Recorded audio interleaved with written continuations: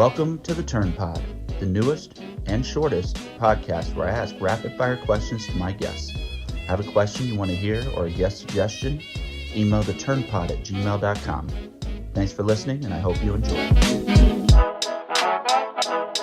Please don't talk about me when I'm gone. Trails is my favorite there by far. I always play well there. And then we did Sheep and Old Mac.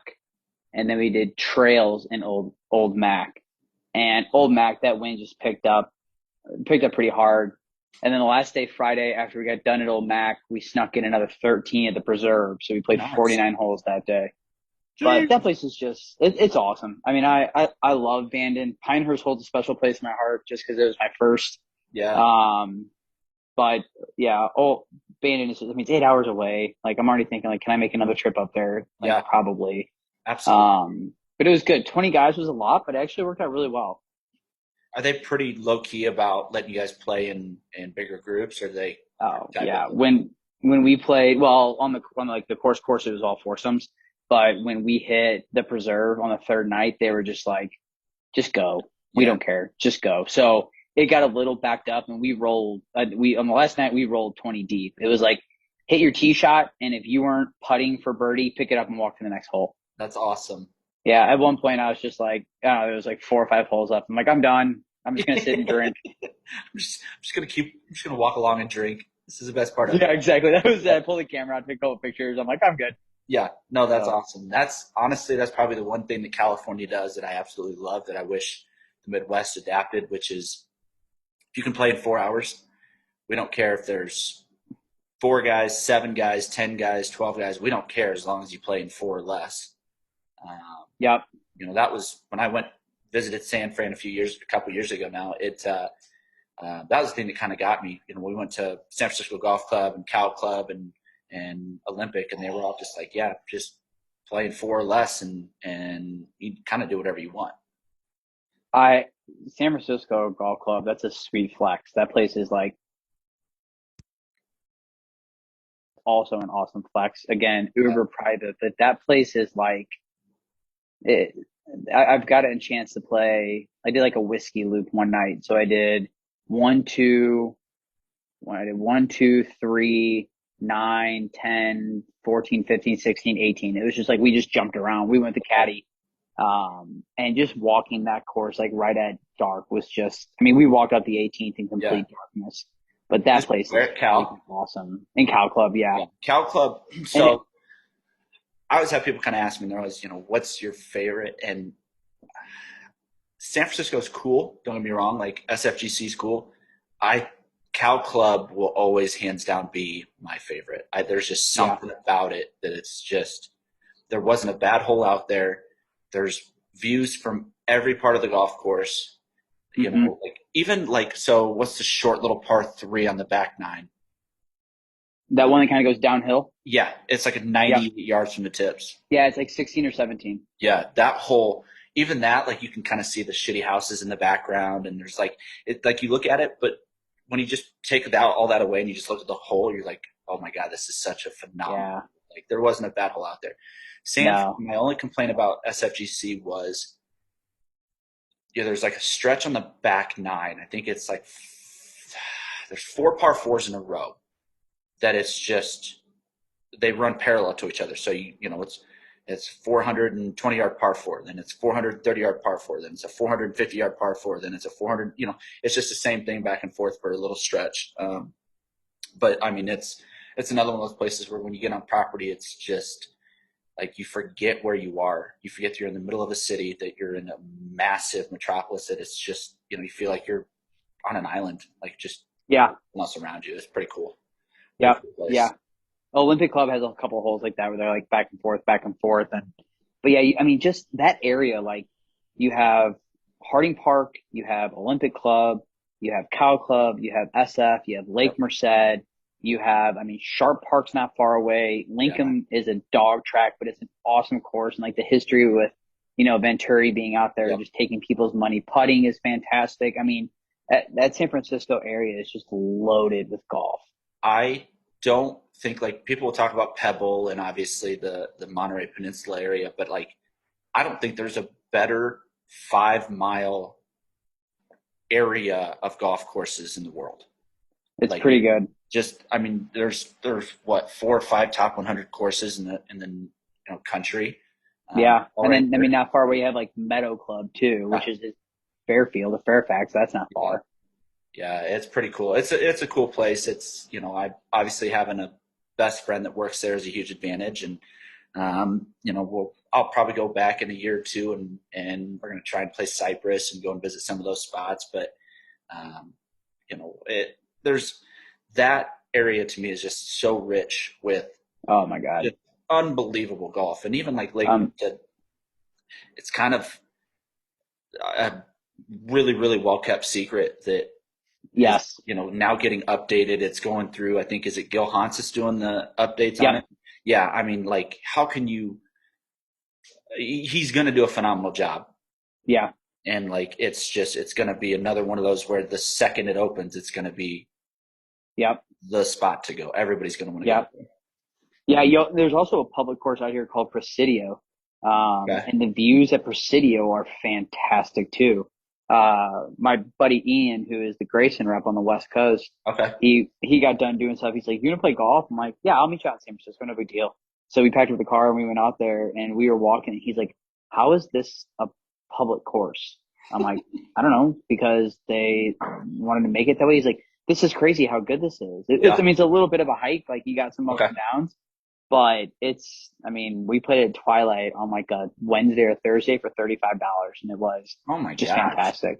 Yeah, that's they keep it a awesome. little wet, which I feel like munis usually do, Okay. especially around here because you get droughts. Yep. But it's for the most part, it's good. It's good. The layouts are all good. The only one I was not a big fan of Olympic. I thought it was kind of Did hokey. you play Ocean or Lakes? Whatever the 18 hole not par three course is. So was that Ocean? So there's two. We played So we played whatever the championship course is. Whatever like that's that's the Lakes. okay. That's the lake course. Yep. Okay. So I've only played Ocean. I haven't played Lakes. Okay. So we played Lakes, and I just thought it was really hokey. Like dogleg rights, but the fairways all you know Yeah. go to the left. So like if you hit it, you have to kind of hit it in certain spots, otherwise you're pitching out of trees, and then all those trees they branch out from the root system. They kind of grow almost back into the earth, like just really weird trees.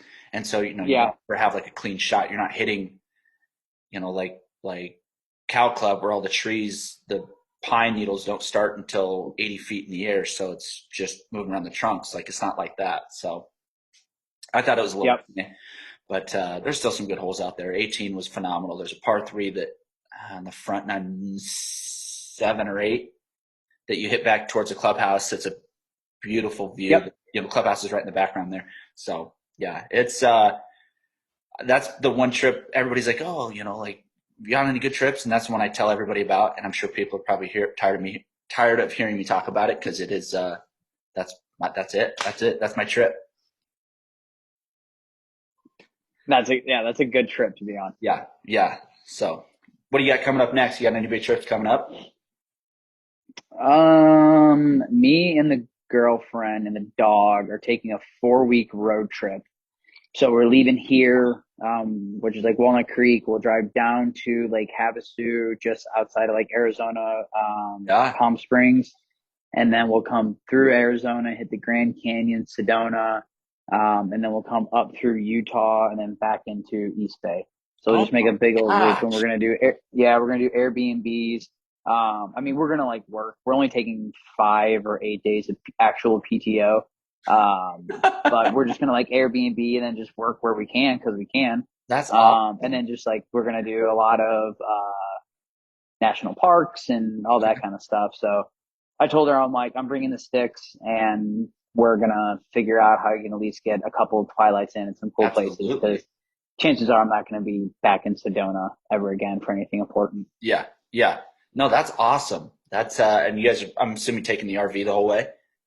No, so we're gonna drive an Oh, Airbnb. Yeah, the RV was cool when we did the Oregon Coast trip, okay. but it was gonna be just as expensive. And I'm like, I'd rather just live in a house for a couple days Yeah. than that tiny. Yeah, it was very eye opening, very eye opening. No, it'd be a cool experience. The people that do that for a living, where it's like, oh yeah, I'm a nomad. I just travel all over the place and live out of my trunk of my, Volkswagen van. And I'm like, I can't do it. That's that's tough. Her parents are full time RVers, but they have like a big fifth wheel, so they Oh have a full kitchen, full bath, master bedroom, 2 or 3 TVs. So like they're living nice, but like to do like the Matt Cardis golf in your state thing, yeah, I don't know. That's like yeah. I have to wake up every morning and take a shower. I don't know how I think he said he's gone like 5 days without showering before. I'm like zero shot that would Yeah, happen. no, I'm good. I enjoy being in a relationship. I enjoy, all those things that come with showering. Yes, 100%. Oh, that's awesome. Um, okay, so we're gonna keep this fairly brief. I don't want to take up too much of your time. No, you're fine, man. But essentially, I'll just kind of introduce you. If you want to give like a quick 30 to 45-second bio, kind of, your story in golf and kind of how you got started and your shtick. And then I'll ask you 10 to 15 minutes worth of questions. And if you give me short answers, it goes faster. If you want to divulge, please do. I just leave it up to you. And Okay. then we'll get you out of here. So remind me how to say your last name. Oh, Bartels. Bartels. Okay. I didn't, how sometimes it's like, oh, it's Bartels. And it's like, okay. Yeah, And sometimes it's when Bartels. I walked across the stage for high school graduation, they were like Mike Bartels, and I was like, cool. They're even like phonetically spelled out for it. So I wrote Bar BAR Yeah. and then I put a space, and I was like Tells TELLS, like Bartels. They still fucked it up. Was this in college? No, this was in high school. In Okay. college, I didn't even hear him say my name. I got my diploma and walked, and I Okay. was like, peace, I'm out of here. I was gonna say if you gave him money to say your name wrong, I'd be a little pissed. But Yeah, exactly. awesome. Okay. Let me get everything set up here. So just you said like a 15-minute bio on who I am and what I'm about. Yeah, 15, 20 minutes. Just talk. Just you just say whatever you want. Okay. No, I figure it's about 15 seconds, and if you want to take 30 to 45 seconds, you do you, and I can always cut it down for this part. There we go. I can always cut it down for this part and then leave it up for the people that want to watch it. Cool. Hang on. Oh my God. There we go. Okay. All right, you got to get into it. What's up, everybody? Welcome to episode 3 of the Turn Pod. I have a very special guest that some of you in the golf world may know. Some people know him as Barrels. Some people know him as Pins and Passports. That's how I kind of got to know him. But this is Mike Bartels. I had to make sure to get that right. Mike, welcome. Thanks for coming on. If you want to give, a quick little bio about you and kind of your deal, and then I'll ask you some rapid fire questions.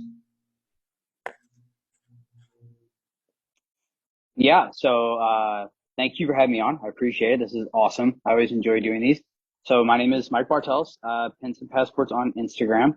My golf story is I got into golf probably 10-ish years ago, started taking serious probably 6-ish years ago. And from then I just kind of started creating relationships, getting to know people through Instagram, and it's been awesome. I've gone to some really cool trips, met some awesome friends, amazing people, and have really built a really cool, network of individuals that I can reach out to and golf with and just go hang out with. So, that's kind of me. We're currently based in Northern California. So if you're ever in the area, give me a holler. Absolutely. Absolutely. This guy plays a ton of golf, especially with probably a ton of strangers from the looks of it, guys that you just meet through Instagram and guys that you kind of just connect with through other methods. So, yeah, if anybody's out in your area, for sure have you hit you up. Okay, so we'll get into the questions. So this one I got asked the other day. This is probably my favorite question I've ever been asked in terms of golf, and I'm sure you probably saw it on my story for those of you that follow me on Instagram. So this was posed to me after the Augusta National Women's Amateur event, and I want to hear your take on this. So, how big of a lead do you need on the back nine of Augusta on Sunday at the Masters to walk away with your green jacket when you're the only guy left on the golf course? Well, I'm sorry. Could you repeat that? It was kind of choppy. Sorry. So you are the only guy left on the golf course Sunday on the back nine. You're starting on you're on hole 13 tee box. Nobody else left. How big of a lead do you need to bring home the green jacket? Me personally, at this point in my life, Yes. oh my God, probably like 10, 11 strokes. That's I said 15. Okay, I like that number And too. But yeah, it's definitely double and a digits. couple extra pairs of underwear. Because there's no way. Like, I know 13's a par 5, 14's a shorter par 4, 15's a par 5, but there is no way I'm not hitting a couple sideways. Yeah. Oh, absolutely. There will be a shank out there. Yeah. Oh, 100%. 100%. Yep. I Yep. could just take 7-iron off that tee all day and probably be a lot better off, but I'm just ripping driver all day long if I can. Oh yeah. There's no like smart play to any of it because the moment I play the smart play, I'm gonna make the dumb move. So yeah, I'll just be attacking left and right. But it's gonna be it's got to be a hefty lead, a very hefty lead. Yeah, absolutely. What is the lowest round you think you could shoot in major conditions? So, like, do you feel like you could break 100? No, no. I am my driver's not completely dialed in, so I'm probably working out of a lot of really thick rough. Yep. So you got to think I'm at least getting on the green in at least 3. Yep. And then the way that those greens are set up, I'm on a good day 2 putting. Yeah.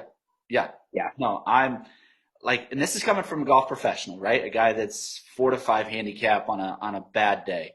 Like, I legitimately don't think I could break 100. Mm-mm. Like, I work with a guy who's played in 3 majors in the past 2 years, and he has shot in the 80s 2 or 3 times, and he would just wipe the floor clean with me. Like, if he struggles to break 80, like, I got no shot at breaking 100. No shot. It's amazing how easy professionals make it look. Yeah, no, it's crazy. What's one bad habit? This could be golf or non-golf. One bad habit that you wish you could get rid of.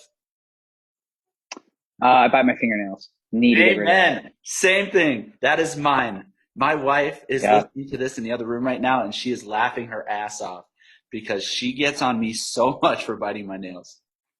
Yeah, my nails and then like the skin around like my cuticles, I'll bite them until I bleed. It's the worst. Yep. That's gotta Yep. go. That's gotta go.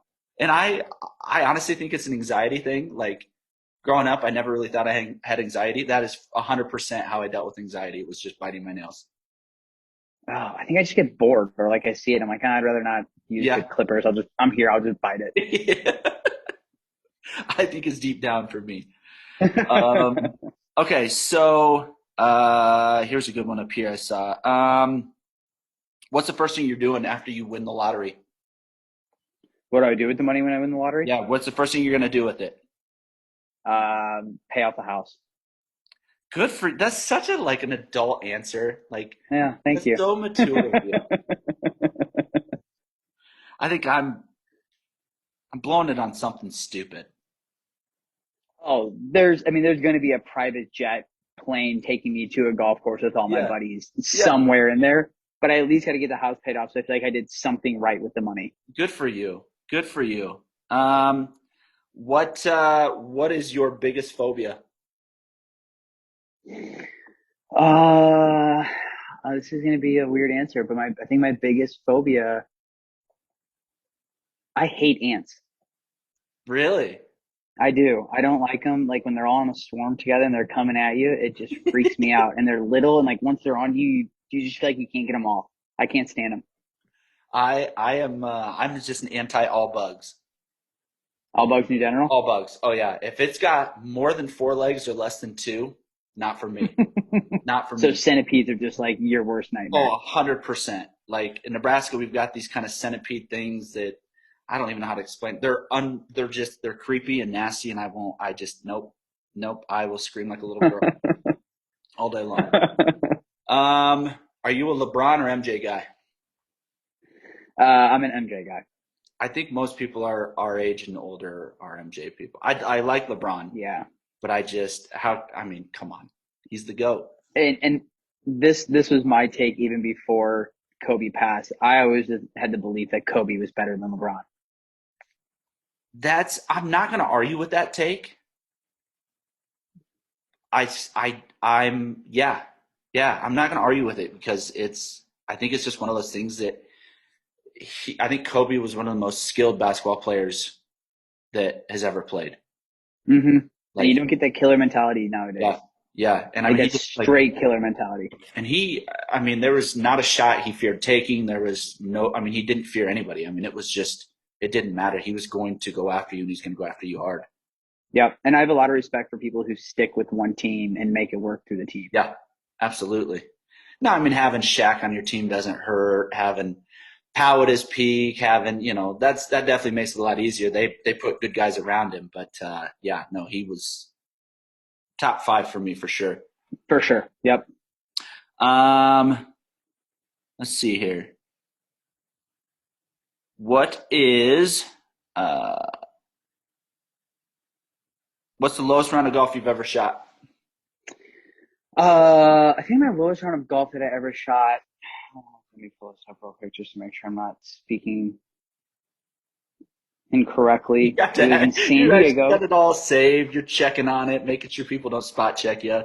It was in San Diego. It was with my buddy Paul Ogden or JP Ogden on Instagram, and it was an 80.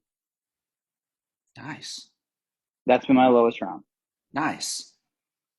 Now, are you a guy that you believe in the play it forward, play from whatever tees? Or are you a guy that when you play, you want to play all the way back? No, I play I play it forward. So if it's 6,500 yards, 68, I'm okay with that. Once we start hitting in the sevens, that's a little long for me. At one point I hope I can get there, but right now I really want to go out there and just super enjoy myself. Absolutely. Like work and get more dialed in. I do think that there are courses out there that are meant to be played from the tips just because it gives you a different outlook. Yep. But I like looking, like I play Silverado where they hold the Safeway each year. And to look where, we play that from the tips and then you look back and see what the PGA plays from, it's like, no shot. That's ridiculous. No. And it's crazy because 6,800 at sea level or 6,800 in California feels a lot different than 6,800 in Colorado or Nebraska. Yeah. Any place like that. Like, it's unbelievable. Ball just doesn't travel. It just 6,800 where you're at's like 70, 7,000 where I'm at. So it's a big golf course. Let's see here. What's your favorite course you've ever played? Oof. That's an extremely good question.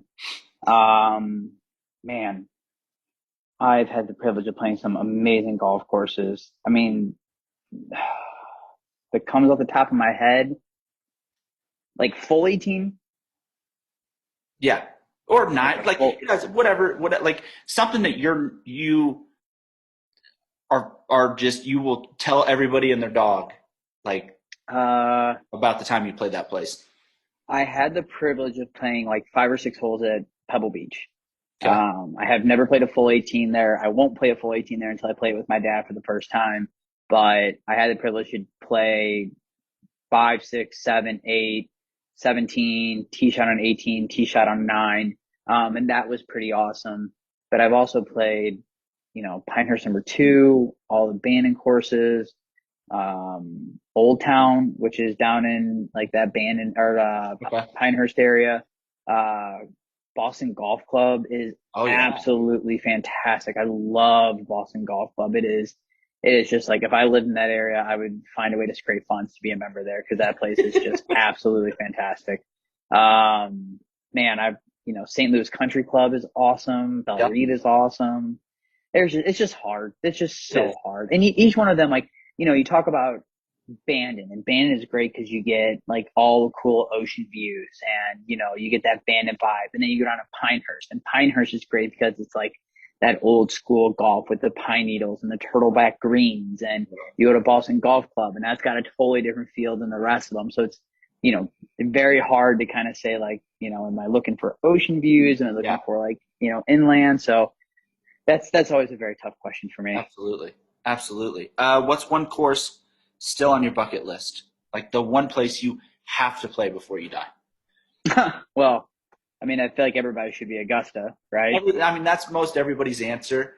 Yeah. What's one that Now, you feel is actually attainable? one that I feel is actually obtainable, um, Hoopy. Okay. Yeah. A Hoopy mesh. That's obtainable. And then I think that I can get on NPCC is like super high on my list right Okay. now to get out there. Yeah. And I really want to play. Yeah, those two, Hoopy and NPCC are Those two are super high on my list. that's awesome. Have you ever had a hole in one? No, I actually lipped out at Old Mac on the seventh or eighth hole. I had a good shot in the wind. It hit and it just rolled and lipped out the other way. It was tough to watch. Those Yeah, those are the worst. Like, yeah, I'd rather just not hit it anywhere near the pin than I know, it's that close. I know. And the worst thing about it is that when it lips out, it just throws it even further away. Yeah. So Goes like, oh, there goes my feet birdie away. shot. Yeah. Yeah, yeah. Exactly. If you had to pick, would you rather hit a hook or a slice for the rest of your life? Well, seeing as that the majority of my shots are slices, I would probably just live with what I've been doing. Just keep going on that trend.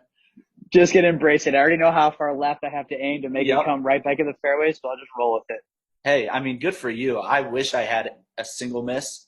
Mine is very much a two-way.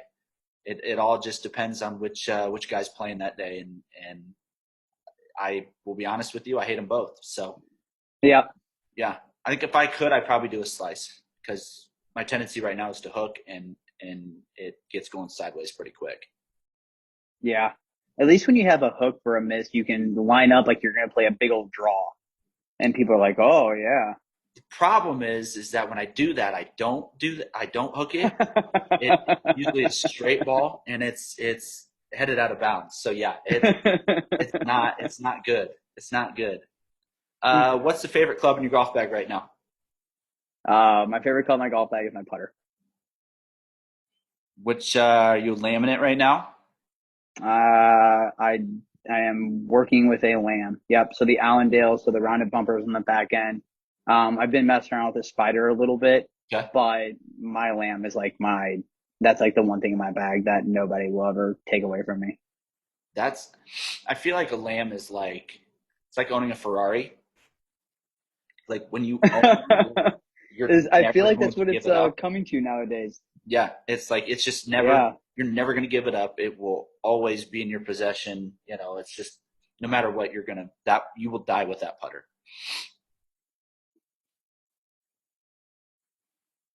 Oh, you Okay. there? Yeah. Yep. Okay, you froze. Sorry. There you Who is your favorite young guy on tour right now? are. Favorite young guy on tour is Justin Thomas. Now obviously he's unofficially wearing Grayson. Yep. But he's a Bama boy from Kentucky. He's a little smaller guy, gets on his tippy toes. Mhm. Yeah, he's like I'm a big JT fan. He has a doodle for a dog. I mean, it doesn't get much better. What you're saying is that he's Mike Bartels 2.0.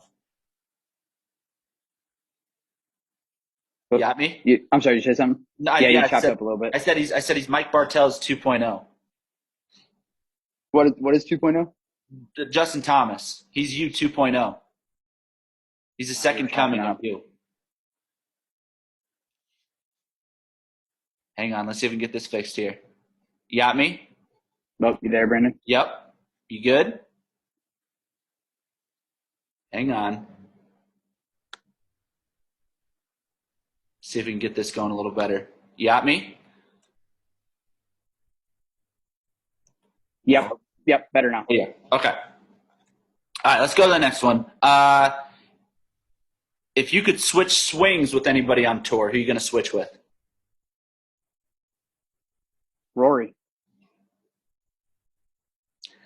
That's been everybody's answer. It's the way that he gets to the top is just amazing. And I mean, everything about it's just perfect. Yeah, it's got to be Rory. His hip movement, like for me, it's not even getting to the top. It's once he's at the top and then getting that club to impact is just I could watch it all day long. Which, and it's so interesting because every time I feel like I hear anybody talk about like, oh, the most beautiful swing, everybody always talks about how beautiful Adam Scott's swing is. Yeah. Like fundamentally, it is just but you don't hear, like when he's playing well, you hear about it all the time. Yeah. But on the everyday, I feel like you don't hear it as often about how good of a swing he has. Yep. Yeah. His swing mechanically, like just how it works and how like he's so on plane that it's like if you were to teach the golf swing, like from my perspective, teaching the golf swing, you're going to teach Adam Scott, like because it's something that like is actually somewhat repeatable. Like Rory, Yeah. you can't teach Rory's golf swing because his hip action and like just how he generates club speed, you cannot teach it. Right. Like Justin Thomas, you can't teach his athleticism. You can't teach his using the ground to create power like he does, being 5'8". I don't even know what he is, 150 pounds. Like you can't teach that. But Adam Scott is just like when you show people a golf swing, you're like, okay, this is what you're trying to do. This is a position you want to be in. It's him. But I'm with you. Like you don't hear of him going on like 8 straight birdie barrages like you do with Rory or guys that, like I still think that if Rory's at the top of his game, he can beat anybody. Mm-hmm. Like I think he's better than DJ at the top of DJ's game. Like I still legitimately believe that when Rory has it going, Rory is untouchable. Like better than Tiger in his prime type of deal. But it just he can't. He doesn't get the putter going as often as what these other guys did. Like I wish the guy could putt better because he would win 15 majors in 10 years, 12 years. Whoop, you froze. You got me? Yeah. It might be my end. Yeah. My wife is laughing at me down in our little living room area. She just keeps cracking up. Okay. What is one rule you would change in golf if you could? What is one rule? What? That you could. And there you go. There you are. That was my fault there. I don't know what the hell happened there. Okay, we're good. Okay. What is one rule? If you could change one rule, what would it be? Oh, good question.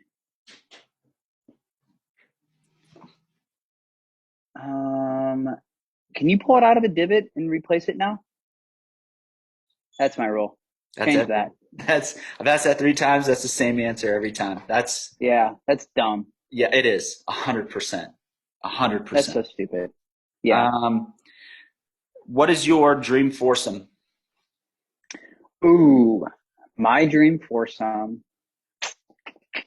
would probably be for sure me and my dad. And then I think Arnold Palmer would be in there as well. And actually, yeah, me, my dad, Arnold Palmer,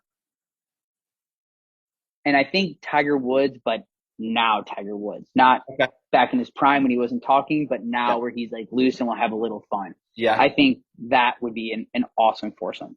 Okay. I like that. I like that grouping. Okay, last couple, and then we'll get you out of here. What is the longest putt you feel like you could make for $1 million?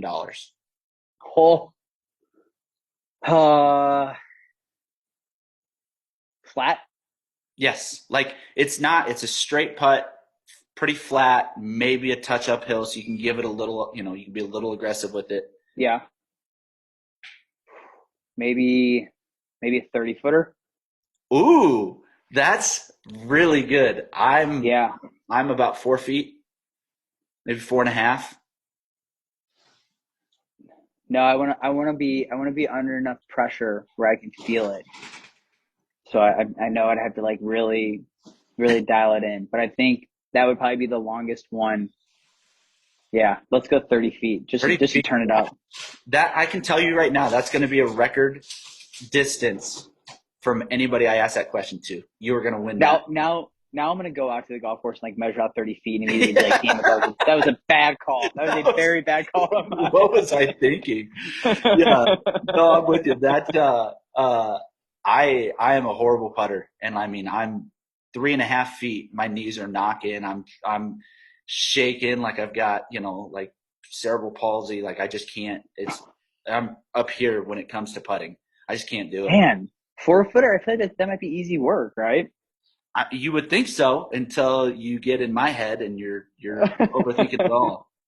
Especially from the 2020 PGA Professional of the Year in Nebraska, right? The assistant professional, and that is purely based on everything outside of my playing ability. Okay. Yeah, that has nothing to do with my playing ability, because if that was the case, I would have gotten dead last. Okay, so this is the same question I ask everybody, and I always usually get the same answer. How much money would it take for you to never play golf again? Oh my God. Well, I'd have to consider how much I'm invested in golf financially to figure that out. I mean, $1 million isn't enough because you can't really. I mean, well, $1 million is a good amount of money. I feel like it's not that much nowadays. No, it's not. Probably like 20 to 30 million. That's it. I was expecting more out of you. Yeah. Like your Now, girlfriend never comes to you and says, play golf. I could still like be involved in golf, right? like, Or am I looking too deep into it? yeah, you could still watch golf. You could still go to the golf course and take pictures and Okay, stuff like yeah. that. But like, yeah, like if your girlfriend was like, hey, you spent too much time playing golf. I am just wealthy beyond measure. I will give you this amount of money to never play golf again. You're at 20 or 30 million. Yeah, I think. Well, yeah, I think I'm gonna stick with that. What is the normal amount you usually get There told? is no amount of money. That's the question. That's the answer I've gotten, is that there's no amount of money. Golf is too important. Oh wow, that makes me feel it. That shows where I'm always tell people, I'm like, you give me a hot dog, give me a hot dog, give me some booze, I'm probably going to be okay.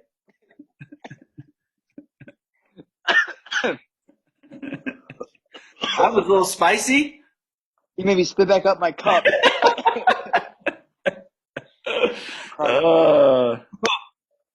Okay. Hot dog and booze. Hot dog and booze, and I'm good. What's your favorite logo in golf right now? Course logo or whole Either. like apparel logo? Any of the above. Oh God, the Grayson Wolf is absolutely my favorite. I love it. Okay. But from a course logo, MPCC, amazing logo. With the dragon around the flagstick? Yeah, that's Yep, a good love one. it, love it. Also, Stonewall is a fantastic logo as well. The cow. I don't think I know that one. Oh yeah, and their secondary logo is like a cow with udders, I think. But Stonewall is an amazing logo. I've gotten that one. I've gotten a hoopy. Yes, the onion, I've which was got, actually designed by Charlie from Grayson. I did know that. Yeah, Which he's actually working on. I don't know if I'm supposed to say this, but he's working on Hazeltine's logo right now up in Minnesota. It's actually amazing how many courses reach out to him asking him to create logos. Yeah, and I mean it's like he's just so freakishly athletic. It's not athletic, but just Creative. creative. Thank you. Yes, he's so It's talented. amazing. And I don't know if it's all the weed that he smokes, if it's something else that he does that just gets his brain going. But that guy is just on another level. Like talking to our He rep, is. all his designs that he hand draws and then has them turned into fabric and different things. It's amazing. It's crazy.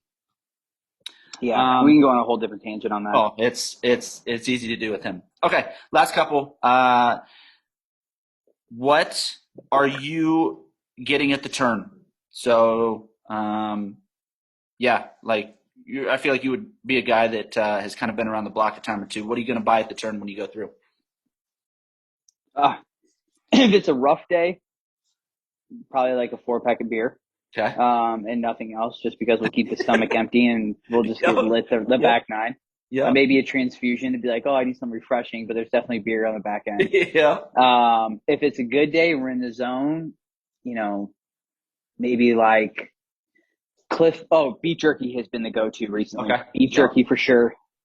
If I'm at Pasatiempo or Olympic Club, it's definitely the burger dog. Yes. And the key is like the burger dog when you hit it and then the burger dog when you come back. So it's a Yeah. double burger dog kind of run. Yep.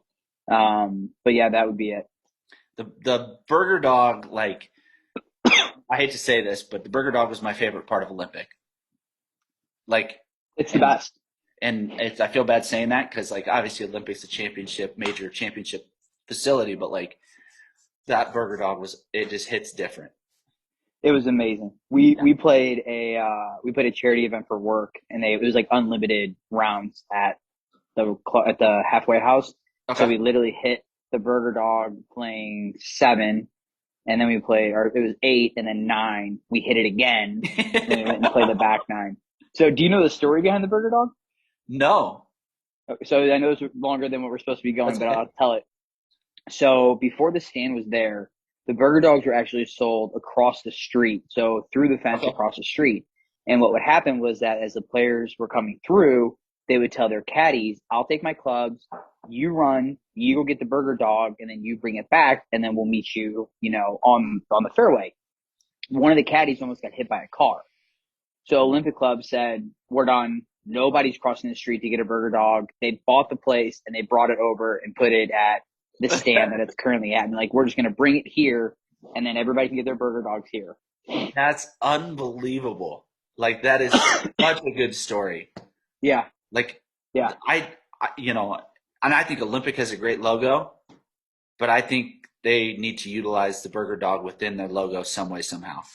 Yep. Yep. And the big debate is like, so there's a burger dog at Pasatiempo. There's a burger dog at Olympic Club.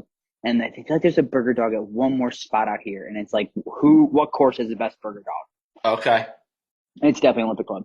Yeah. When we went, it was the highlight of my round. For sure. Okay. So I think I got the answer out of that, but what is, if you had to choose between a hot dog or hamburger, what are you going with? Probably a hamburger. I waffle on this. I think it depends on the day. Usually I'm a hot dog guy. If you got a mean hot dog, I can go to town. I can go to town. All right, last question. This is always a good one. What is your one last meal on earth? My one last meal on earth would be a steak from a steak spot back in St. Louis called Citizen Cane's. They make an unbelievable filet mignon.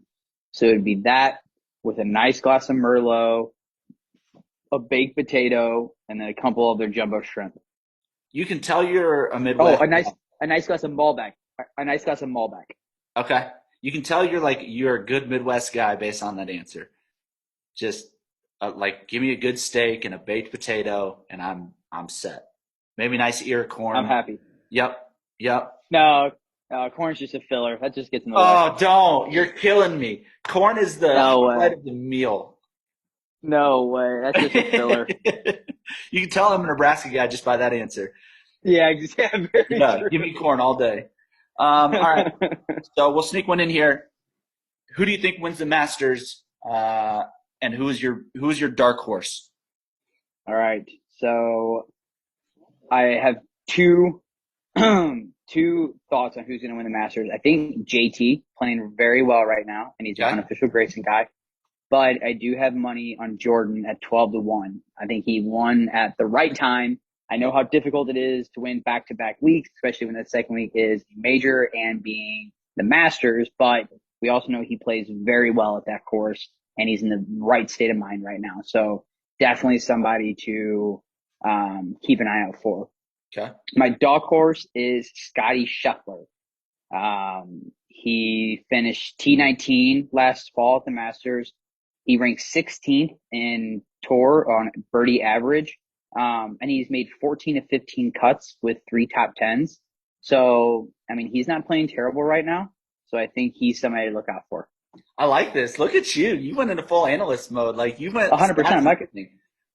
yeah, I'm not going to show up half-assed to this. I think I had a buddy text me. He's always in a pool. I'm not a big gambler, but I was trying to help him out, and I think I told him Spieth or Cantley in terms of kind of your upper echelon guys. I think Cantley's bound to break through. He's a top 10 machine. He's a guy that every major he's always on the last page of the leaderboard on Sunday and seems to be a guy that's up there. I think at some point he's going to break through.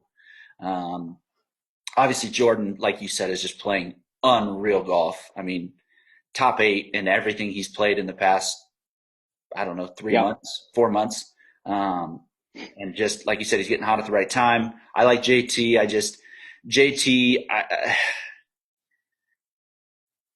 I don't know if his putter can stay hot enough on that golf course. I think that's his biggest downfall because from tee to green, the guy's every bit as good as anybody else. I think once he gets on the green, his flat stick can let him down from time to time.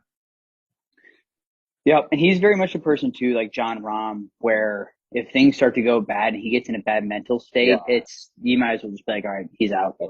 Yep. I like the Scotty Scheffler pick. That was actually one of the ones I told him. I hate that back foot slide out move that he has, that little kind of whip around the shoulders finish type deal, but the guy can flat out make putts. And like his short game's unreal. Yeah, he's a guy I think to watch. I think a guy that doesn't get a lot of love right now, but I think he's got some history there. I think Bubba could be a guy to keep an eye on. Always plays fairly decent there. He's one of those guys where I feel like he could just kind of go old school with it and find a little magic and surprise some people. So we'll see. Yeah. I hope not. I'm not a big Bubba guy, but I mean, I have like flashes. Like he does it for me sometimes. Other times I'm like, I think honestly, this is going to be terrible to say. As long as anybody but Jordan Reed wins, I'm okay. oh, yeah. I'm not. I mean, Patrick Reed. I'm happy if he doesn't win. Patrick Reed. Yes, Patrick Reed. Sorry. Well, Jordan Reed was the combination of Jordan and Patrick at the Ryder Cup, so they were one That's person true. at one That's time. true. I'm thinking of the Washington tight end. There it is. Jeez. Yeah, Bryson. I don't want Bryson to win. Did you see him warming up where he was just like, they were just throwing him balls and he was setting them down, just ripping. It's just like, dude. Yeah. I feel bad because like all he did was just get really, really big, and it made me not like him. I was never a fan of him from the start. He was just, I don't like, just too, I don't know, too like tight when he does everything, and everything just looks so incredibly awkward. But it's just been like, I don't know. I've just never really been on him. Yeah, I mean, hey, I get it. He's a weird cat, and I think I hate what he's done, not to golf, but to the competition. Like he's changed so many guys. Like Rory admitting that he was chasing Bryson and his distance instead of chasing his game and making sure that his game was up to snuff. Instead, he was trying to get longer, and it's like, dude, you already hit the ball 340 yards off the tee. Like, you don't need to get longer. Like, yeah, just play your own game. But yeah, I agree. But hey, he's on tour making millions and millions and millions of dollars and playing a game that we all love and getting to live his dreams. So I guess I can't take that away from him. But all right, nope. Mike, thank you for coming on. I really appreciate you. I know this went a little longer. We'll have to cut this down like I do to everybody's, where we'll go from 35 minutes down to like 15, and it's going to be a lot of work on my end. But I love it. I appreciate you coming on. You're always welcome to come back. Why don't you tell everybody real quick? You kind of mentioned earlier at the beginning about your Instagram, but I'm pretty sure you have a podcast of your own. Yeah, the podcast has been on the back burner for a little bit. I took a new job at work, so I haven't been as amped on the podcast. I need to get back on that, but it's the Pins Pod. There's, I think, maybe 5 or 6 episodes up on there. And then my Instagram being Pins and Passports, all one word. And that's pretty much you would catch me. DM me, ask me anything you want, start a conversation. I'm always down to talk with anybody about anything under the sun. I mean, I love connecting with people, good people.